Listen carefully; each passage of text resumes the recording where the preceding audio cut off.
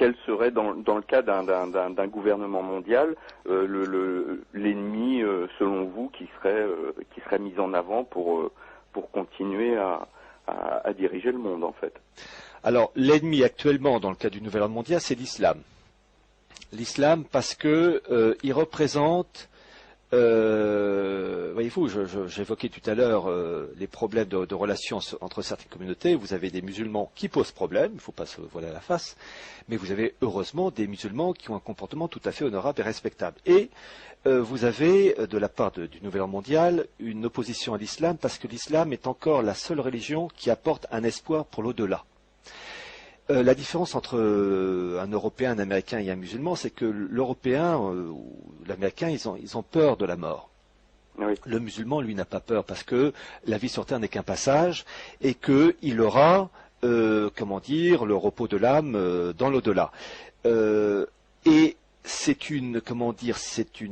pour l'esprit mondialiste, c'est une concurrence qu'il ne peut pas accepter, car le musulman va pas, ou en tout cas beaucoup moins, se focaliser sur les plaisirs matériels, sur la société de consommation.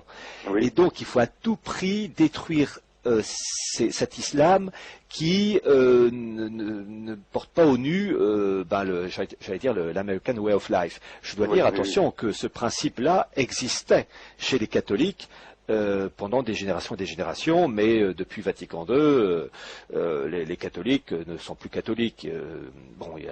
C'est complètement paganisé maintenant, ou déchristianisé. Bon, donc l'islam représente encore le dernier. Je ne suis pas musulman, je suis catholique, mais je reconnais que l'islam est le dernier carré à vraiment s'opposer à un esprit matérialiste mercantile, car pour la religion islamique, et non pas islamiste, islamique, il y a l'espoir de l'au-delà. La vie sur Terre n'est qu'un passage.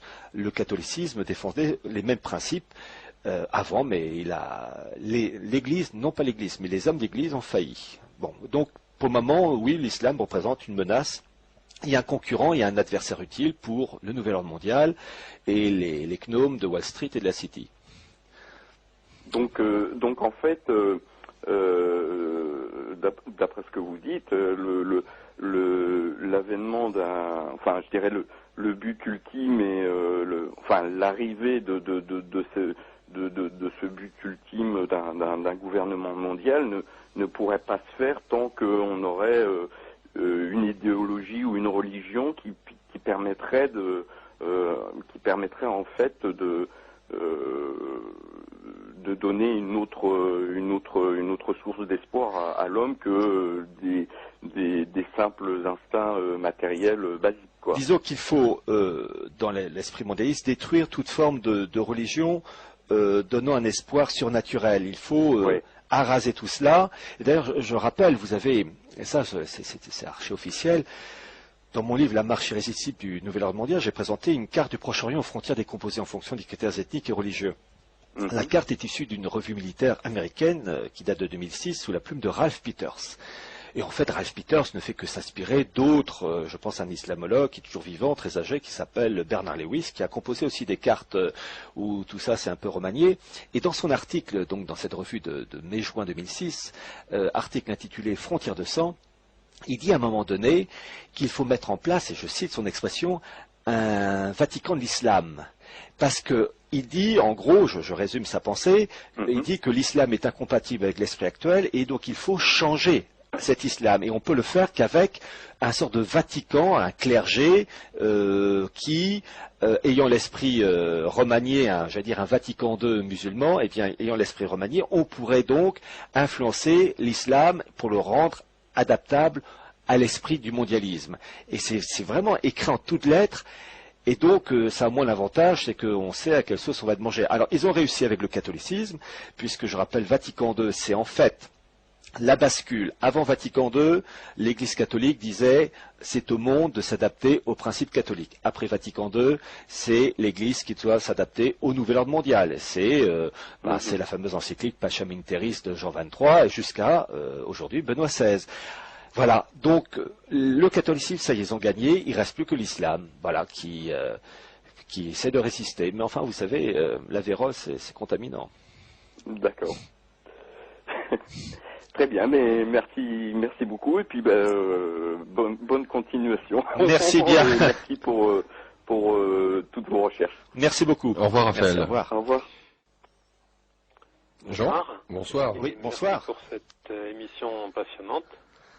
Je suis pas du tout spécialiste, mais dans la mesure où ça touche la religion, moi je m'intéresse plus au côté spiritualité. Bon, j'ai cru vous entendre dire tout à l'heure que finalement le seul obstacle restant à l'établissement d'un nouvel ordre, on va dire, seul obstacle religieux restant depuis Vatican II serait donc l'islam. Mais bon, que faites-vous en quelques mots quand même des milliards de personnes qui ne sont pas effectivement en Europe occidentale, mais qui sont soit bouddhistes ou autres religions hindouistes qui représentent plusieurs milliards de personnes. Oui, ce sont plutôt des concepts philosophiques, philosophico-religieux. Oui. Ce ne sont pas des religions à l'état, entre guillemets, à l'état pur, style catholicisme ou judaïsme ou islam. Là, c'est plus des concepts philosophiques comme un peu Confucius. C'est plus philosophique, une manière de vivre, une manière de concevoir les choses.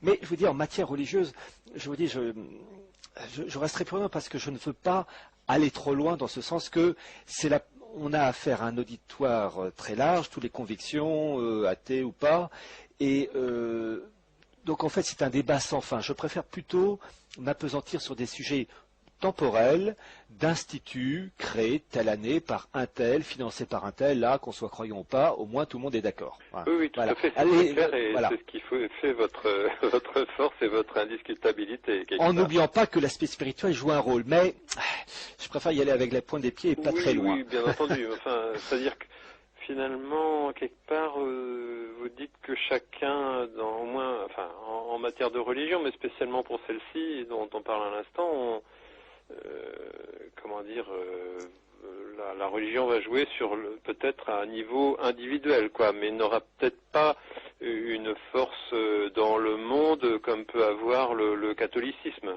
Ah, le catholicisme aujourd'hui, il est complètement délavé. Regardez, quand on voit les réunions des jeunes catholiques, je pense au temps du pape Jean-Paul II, Peace and Love, c'est du Woodstock avec une croix, mais enfin c'est un côté, je veux dire, ça fait pas sérieux, ça fait boîte de nuit, et puis j'ai envie de dire, soyons pratiques, ils se disent catholiques, très bien, est-ce qu'ils obéissent aux préceptes catholiques? Oui, non, bah non, parce que est-ce qu'ils vont à la messe tous les dimanches? Est-ce qu'ils se confessent minimum une fois par an? Est-ce qu'ils communient? Non. Est-ce qu'ils obéissent aux préceptes? Eh ben 9 cas sur 10, non. Alors ça chante, la gratte, enfin la guitare à la main, mais